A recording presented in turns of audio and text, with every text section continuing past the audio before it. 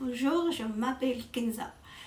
Et bien sûr, je suis marocaine et j'ai arrivé en France, j'avais 24 ans. Et avant que j'arrive en France, j'ai imaginé Paris, franchement, c'est le paradis sur la terre. C'est Paris, la vie qui ne dort pas, Paris, le parfum, la mode, le cinéma. Et j'étais toujours rêvé j'arrive de Vienne à Paris sans savoir si franchement un jour je vais rentrer en France. Enfin, le jour que j'ai arrivé, on a pris l'avion, c'est pour la première fois de ma vie, j'ai descendu au Roissy et déjà quand j'ai marché deux pas à l'aéroport à pied, j'ai dit c'est ça Paris. Je ne vois pas le directeur Eiffel, je ne vois pas la mode des vitrines que j'ai imaginé. Et puis on a pris le taxi. Par la fenêtre, par le taxi, je regarde les gens, ils sont franchement le manteau, le chapeau, le parapluie, ils sont sombres, ils ne rigolent pas. Ils regardent, on dirait pas, ils ne croisent pas leur regard.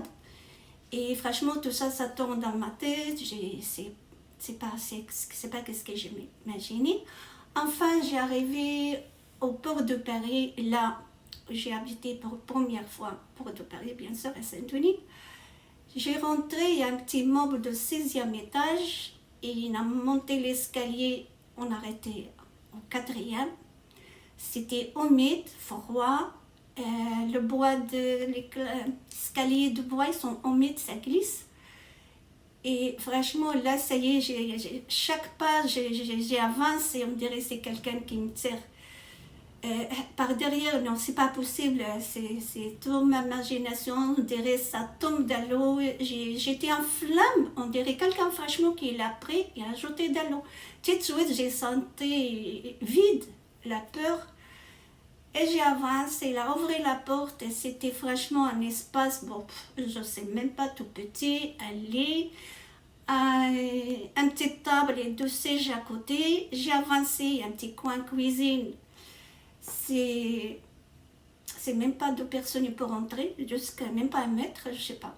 Et après, comme le voyage il était long, j'ai cherché les toilettes. Ah non, j'ai demandé, ils sont où les toilettes? Mais non, il n'y a pas de toilette, il faut sortir sur le panier. Ah non, j'ai plus envie, j'ai pas bougé. J'ai rentré dans le lit, comme je mets les couvertures, j'ai sauté sur le lit, j'ai pensé tas de choses, qu'est-ce que j'imagine, qu'est-ce que je fais là, qu'est-ce que ma vie, qu'est-ce qu'elle va faire. Plein de questions sans réponse. La nuit, je ne sais même pas comment on les passait. Le matin, je me réveille, mon mari n'est pas là. Elle est partie travailler, je sais, mais j'avais besoin pour me rassurer, pour avec qui je parle. Franchement, je tourne autour dans 4 murs et là, franchement, voilà, j'ai plus de force ni de pleurer, ni de réfléchir, ni rien du tout. Qu'est-ce que je fais? Je pleure. Et j'ai attendu chaque fois mon mari qui rentre, la valise derrière la porte, ramène-moi chez mon père. Et des fois, il me calme, des fois, il parle gentil, des fois, ça va changer, on va déménager, on va faire ça, on va faire ça. Rien qui rentre dans ma tête, mes oreilles sont bouchées, je respire même pas, rien à faire, ramène-moi. Mais l'autre temps, il passe, il m'a pas ramené, je vais mal un jour, il m'a ramené un jour le médecin. Et puis là, il m'a examiné, je ne sais pas, il parle avec mon mari, je ne sais pas qu'est-ce qui se passe, je ne sais pas qu'est-ce qu'il me dit, qu'est-ce qu'il fait. J'ai perdu, là, il était médecin étonné des points que j'ai perdus.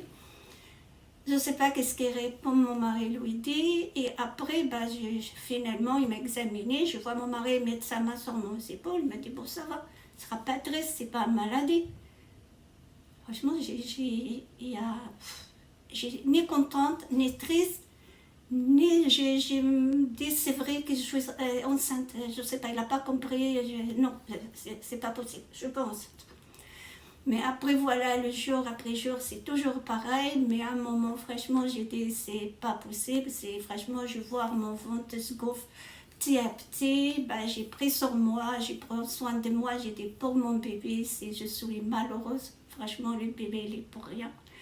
J'ai pensé à ma famille, comme on était franchement élevés par amour, par les Français, on parle, on rigole, on insulte, c'est la vie quotidienne comme tout le monde, mais ici je me trouve toute seule et il n'y a pas quelqu'un qui me parle ou avec qui je parle. Mais c'était mon bébé, c'était il est là, il grandit, je suis contente, j'ai mangé, je fais le ménage et puis j'ai fait la cuisine et voilà, le moment que j'ai le choc, 9 mois ils sont passés, là, des hauts et des bas. J'arrivais à la fin, c'était franchement la soirée lundi et il passe la feuilleton de CC. Alors, Miss Schneider, j'ai mangé, je me souviens, j'ai fait de lentilles, j'ai mangé que j'ai jamais mangé pareil. Je ne sais même pas pourquoi. J'ai mangé, j'ai préparé mon canapé, j'ai allumé la télé, commence à faire une feuilleton vers 9h05 comme ça, 21h05. Et puis je m'asseoir, j'ai regardé un petit peu et je sentais franchement on dirait un couteau dans mon dos. J'étais, non, j'ai dit franchement, je fais beaucoup de ménage, trop manger, j'arrive pas à dire que ça va arriver maintenant. Je m'assois, je regarde, mais après franchement, 10 heures c'est encore pire, 11 heures pire, je suis toute seule. Mais je ne sais même pas pourquoi, j'ai ramassé tout des couvertures, des serviettes et je me tiens, j'étais comme ça, je le tenais, il ne sort pas. Et j'ai fait le tour du radiateur, je mettais mon dos sur le radiateur. Franchement, j'ai souffert de 9 heures jusqu'à 21h moins quart, comme ça mon mari a fait la clé. J'ai dit ça y est, j'ai même pas vu son visage, je ne sais même pas c'est lui qui a ouvert la porte ou pas. J'ai pris ma valise moi-même et j'ai dit ramène-moi. Mais qu'est-ce qui se passe? J'ai dit ramène-moi, tu pars pas. Ramène-moi. On a pris la valise, on a pris la voiture. Franchement, la première fois, il a arrêté au feu rouge, j'ai rien dit. Deuxième, j'ai dit t'arrêtes pas. Continuez. Voilà, il a continué jusqu'à on arrive. Voilà, la dame m'a examiné, m'a dit bon, voilà ma fille, dirige-toi la salle de travail. Et il m'a fait descendre sur la chaise, je m'installais depuis à peu près 1h30 ou 2h moins quart qu'on est arrivé, m'a examiné, on a descendu, m'a donné les affaires pour changer. Et à peu près 2h moins quart comme ça, à 6h du matin, il m'a donné mon bébé. Franchement, quand il me l'a donné, il était trop beau, trop beau. Il a laissé le noir, les cheveux jusqu'au là, il m'a sauté sur mon genou. J'ai dit Farid. La dame, je ne sais pas, il m'a compris, il m'a pas compris. Après, j'ai répété tout le temps à Farid. Farid, il m'a pas répondu, mais c'était son prénom, Farid.